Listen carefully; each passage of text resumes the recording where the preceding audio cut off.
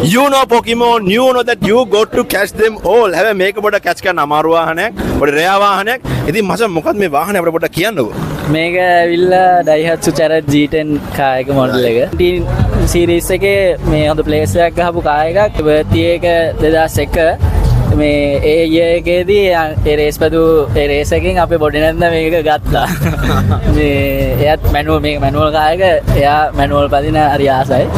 මේ දැන් චුට්ටක් එයා වයසින්ද මට ප්‍රසන්ට් එකක් විදිහට එයා මට මේක දුන්නා.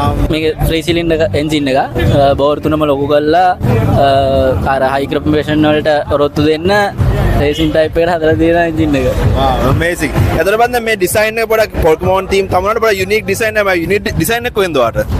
ඩිසයින් එක මම ඇත්තටම කිව්වොත් සති 4ක් විතර මේ වෙනස් කර යාළුවන්ගෙනුත් ඇහුවා හොඳයිද කියලා. ගොඩක් කට්ටිය ඉන්නවා එතනත් ඉන්නවා දෙන්නේ. ඔය අද මාත් එක්ක ආපු දෙන්නත් ගෙනුත් ඇහුවා. වාම ඩිසයින් කරපු ඩිසයින් මම ග්‍රැෆික් ඩිසයිනින් කරන්නේ ෆ්ලේවර් ග්‍රැෆික් ඩිසයිනින් කරන්නේ. ආයි ගොඩක් මේ Pokemon theme කියයි.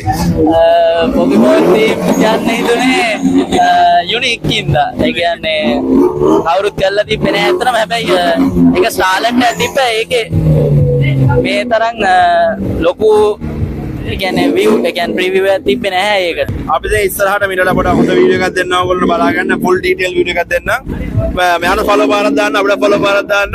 මේ වගේ shows බලන්න ඕන නම් එන්න accelerate කලම්බ follow කරන්න. පොඩක් paddock එකත් එක්ක touch එකේ ඉන්න. එහෙනම් see you there.